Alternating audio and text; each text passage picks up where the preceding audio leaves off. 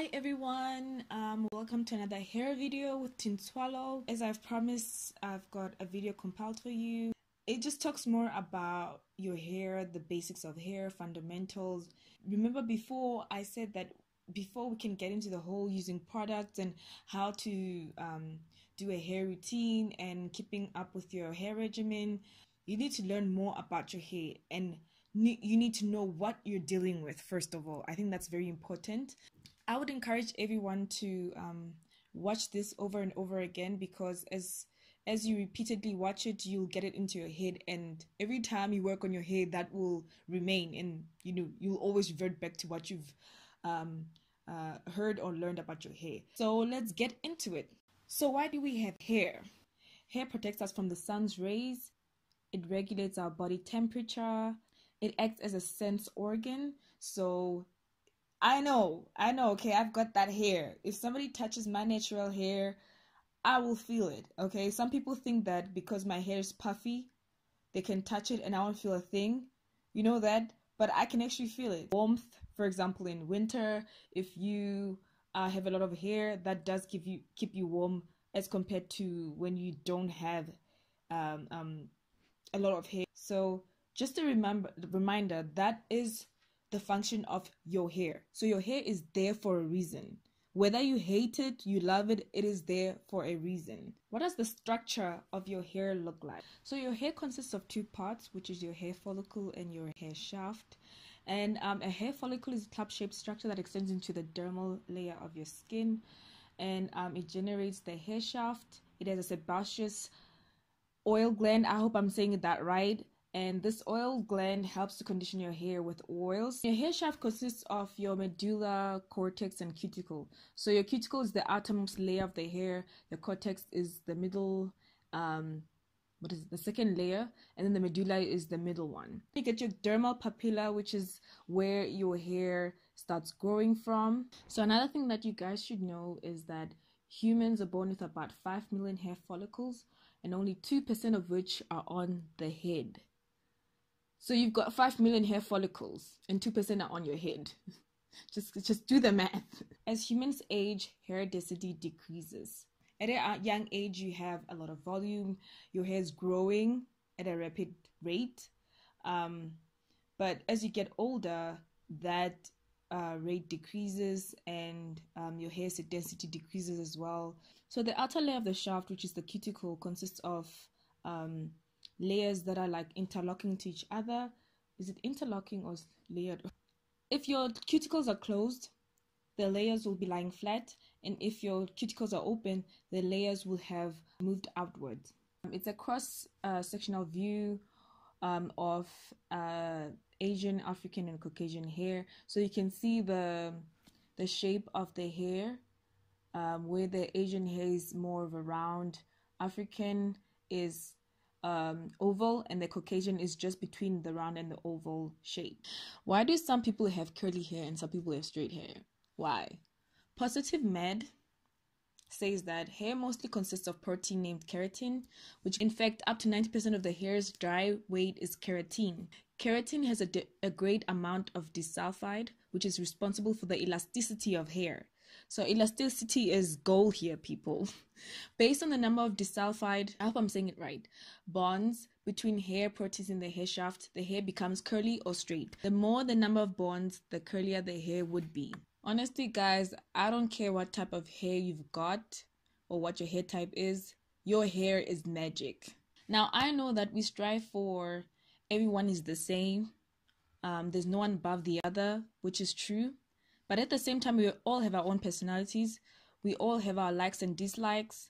We all have different skin tones, different hair, different ambitions, goals, whatever it is. And that's what makes us awesome and unique. I mean, think about all the different races that are in the world. How awesome is the skin color? Honestly, how awesome is that?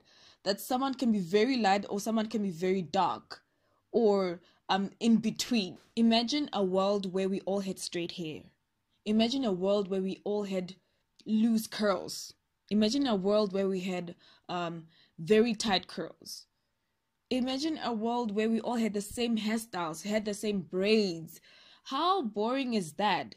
The fact that we can play with our hair, have fun with clothes and colors, shows how uniquely made we are and our different personalities. So if you have coily hair, tight coily hair, embrace it, have fun with it, show it off. If you have um, straight hair, long, silky, whatever it is, show it off. Okay, it's part of you. Show yourself off. So what I'm saying is embrace your hair. You're an individual. Your hair is not the same as anybody else's hair. Do what works for your hair. Don't do what works for someone else's hair. You can take someone's advice or recommendations or use products that you heard that they actually work, but it's up to you to work out either a routine or figure out what really works for your hair or what your hair really needs. So the hair growth cycle. Maybe it might explain some of the things for you people. Our hair, like everything else in your body, like everything else in life, there's a time for everything. Now, your hair also has the same concept. There's a time when it grows, and then there's a time when it sheds. So I've provided you with a picture that just shows the cycle of your hair. Okay, I don't really know much about hair like you do, but I just thought let me just put this picture here so that you can actually understand how your hair grows and the cycle of your hair. So you can see in the anagen phase, it takes like 2 to 5 years. Catagen phase is 7 to 14 days, and that's where your hair is actually making its way out of the scalp. And you can see that at that stage still your sebaceous glands are still secreting some oil to your hair. And then you get to the telogen phase, which is 2 to 4 months. I think that's where now after that the months, then you transition to the anagen phase again, where your other hair is starting to grow from the dermal papilla. And you can see on the third part of the transition phase, the hair is almost getting out of the scalp, and the oils from the sebaceous glands are not reaching it anymore. Okay, so the way I see it, I'm not really sure about this, but the way I'm calculating this is when people talk about I can't get back my hairline, or my hairline is taking forever to grow, I feel like between the anagen phase of 2 to 5 years, at the end of 5 years, to the new anagen phase, there's been a skip somewhere. You get what I mean? Like, for example, if you've been wearing tight braids or hairstyles that pull your hair to a point where the hair just comes out of the scalp, and it didn't go through the catagen phase, it didn't go through the telogen phase, the transitioning phase, it just went straight out, and now you have to wait like a few months for that transition phase, for that baby hair to come out. I'm saying baby hair because it's still small, to come out. So that takes long, and you wonder what is going on. Do you know what your hair's pH is? Now, what I've learned from Ruto's seminars, talking about the pH, and I thought, why are they telling us about this? I don't need to hear this. But after, when they've explained why you need to know, like, it made perfect sense. I got a picture that explains just what some products do for your hair. Like, your natural hair should be between 4.5 to 5.5. The pH of your hair should be between 4.5 and 5.5. So whatever products that you're using, whatever you put on your hair, try to make sure that it's either, if it's taking you out of the your hair's pH, you need another product to put it back into its pH, back to its original pH. That's what I have to say. You can see there that it says organic hair systems are around the 2 to 4 mark, which is acidic. Organic curl systems between the 4.5 to the 6.5, and then you get the neutral, which is between 6.5 and 8.5, and then you get your organic color systems, which is between 8.5 and 9.5. You get your chemical colors and bleach, which is between 10.5 and 12.5. And then it says there on the left that it's damaged hair. So whatever products that you use, you need to know what pH you're putting onto your hair.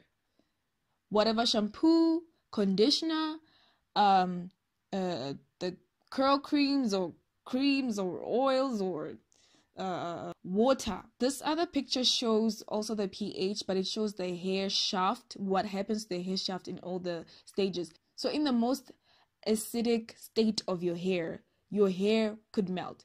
Then you get to the alkalinity state, where now the layers are opening up so much that they start tearing away from each other.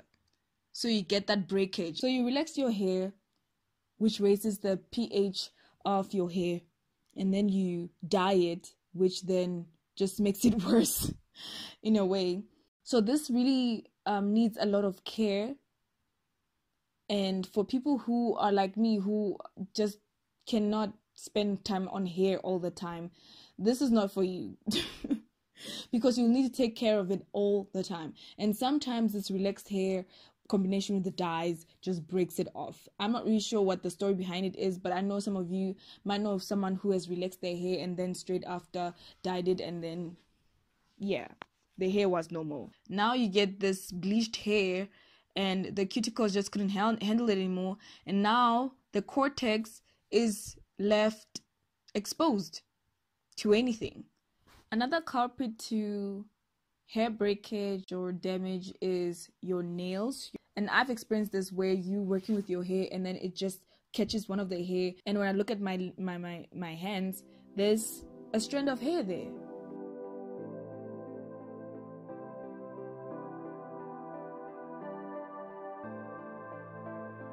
Please do follow me on YouTube. If you're not a YouTube fan, follow me on Instagram. If you're not an Instagram fan, please follow me on Facebook.